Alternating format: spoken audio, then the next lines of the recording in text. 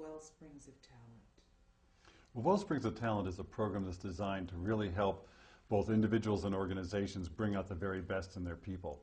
One of the things we've discovered in the research that we've done is that there's really about 30 to 40% of people's capabilities that they have available to deliver to their organization, but that they're not being accessed effectively. That's a huge loss in productivity and opportunity, not only for the organization, but also for the people themselves. So Wellsprings of Talent gives a very powerful set of tools that both individuals and organizations can use to bring out the very best in themselves. And there's really three key components to it. The first one are the Talent Catalyst conversations. And this is really a way that anybody in the organization can serve as a catalyst for others. And that is, just like in chemistry or in biology, a catalyst is something that triggers a reaction, stimulates and precipitates a response. And that's exactly what a talent catalyst does. And the neat thing about it is that people can do that with a very minimal amount of training and guidance, so that we can scale this program across a very large organization, both up and down and around in the organization. And you're not limited by only having a program that's just for a few select people. Because the key thing we're finding is it's not just having the high potentials in the organization perform well, but that 60 to 80% of the people that are sort of in the middle, who could be delivering a lot more, having a far more enjoyable experience themselves, but the organizations are not really engaging effectively. And that's really what we're targeting. So these talent development conversations are very powerful.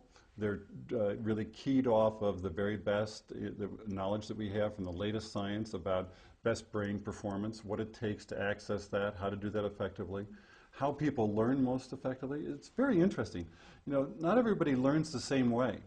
Yet our organizations have been very slow to figure out how to communicate with and how to tap the way people learn and to have them engage effectively. And this program is very effective at having people quickly find out what those are and how to tap that and to use the native talents and capabilities of the employees themselves very, very effectively. So it's an exciting way to move forward, and anybody in 45 minutes to an hour can go through this Talent Catalyst conversation, have a very powerful experience of figuring out what their hopes are, what's standing in the way of realizing those, how they can tap the successes they've had in the past to get through the challenges they face today, and how they can really build the resources and inner qualities and capabilities that are going to enable them to be successful and to really have that high level of enjoyment and satisfaction that they seek. So this is very different from the typical approach that organizations have been taking. Organizations tend to take an approach with talent development that is sort of a top-down command control view of the world. Like, okay, we're going to figure out what our people need to know and what we need to get from them, and then we're just going to try to drive those results. I talk to the organizations and I say, what are you trying to do? Drive your employees. The only people that, entities that I think of as being driven are cattle. These are people with capabilities. The key thing for organizations is not to try to drive it down, but rather to figure out how do we unleash those wellsprings of talent that are within people that are waiting to come forward and captivate and engage the interests of people that will enable them to move forward and to unleash those talents for their own satisfaction and also for the benefit of the organization. That's the win-win in this. So what we've really done is design something that not only builds the assets for someone's own career, but also in that process, they're developing knowledge assets that the organization can retain and apply. So both parties win. So it isn't this sort of thing of, oh, well, I don't know if I really want to train and develop our people because they might just go away. It's rather, okay, how can we train and develop our people and do that off of their own motivation and interest and get the benefit of building assets for the organization that will continue whether that person remains or not. But most often, when people are excited and engaged about their work, they stay. So that's the key thing that we need to do, is figure out how to do that. And that's what the Wellsprings of Talent program does, is these very powerful talent catalyst conversations, then has key action plans and productivity tools that enable people to do that. Because a lot of times people will come up with ideas and they'll say, this sounds great, I'd love to be pursuing this new opportunity that I've now identified and overcome these obstacles that I've got, but I don't have time. How many people say, I don't have time? Well, the reality is, even the most busy of executives, and I coach CEOs of companies and others, they can find, with effective tools, a way to free up 10 to 20% of their time. You know, that's a half day to a full day each week. Or that's going from the 80 hours a week that they're working, you know, down to something that's more manageable in the, you know, 45, 50 hour range. So that's a huge difference in their capabilities and in their opportunities to realize those. And that's what gives the space and opportunity to bring this into practice. So it's that combination of the talent catalyst conversations, the action plans, and effective productivity tools, and then how to turn those into both career and organizational assets that make this a really coordinated and effective program. How do you teach a senior executive to listen to someone when they get turned on by the talent catalyst experience? Well, that's key, and that's one of the things that's very exciting. In each of these workshops that we do, we have everybody play both roles, being the talent catalyst for somebody else in the conversation, and then they turn around and switch roles, either with that same person or with somebody else, and play the other role.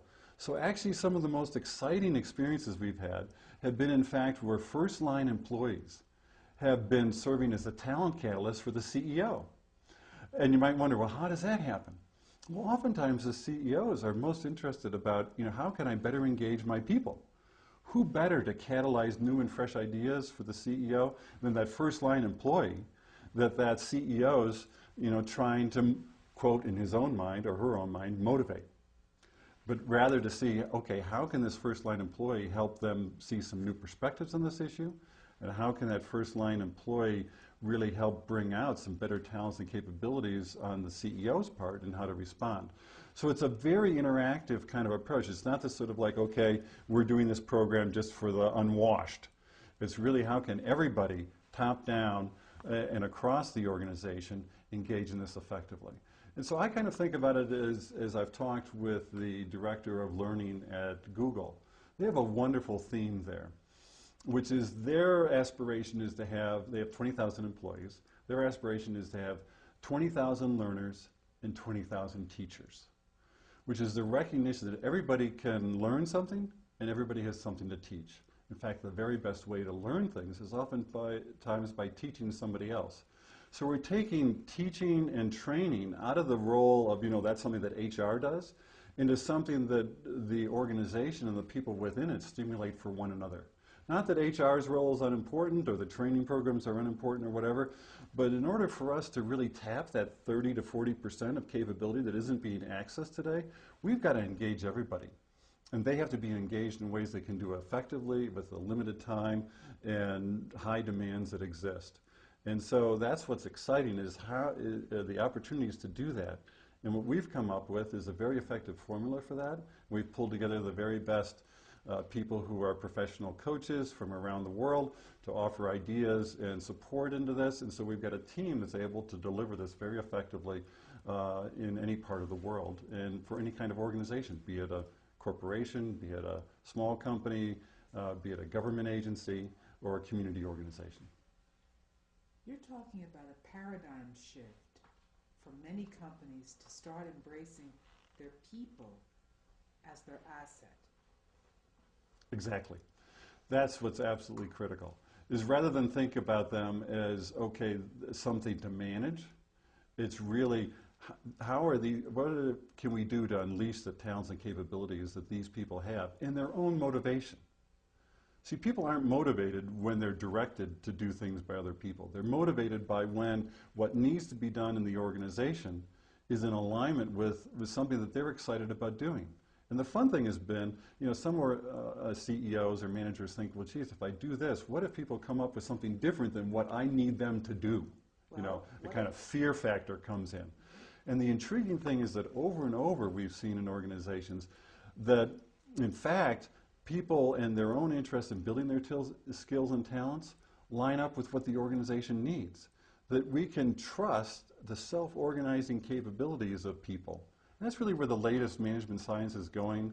That's what my colleague Meg Wheatley works on, is, you know, self-organizing organizations, how to get away from command and control. What we've done is figure out how to make that happen and enable that to happen through the skills, talent, energy, and motivation of people in the organizations themselves.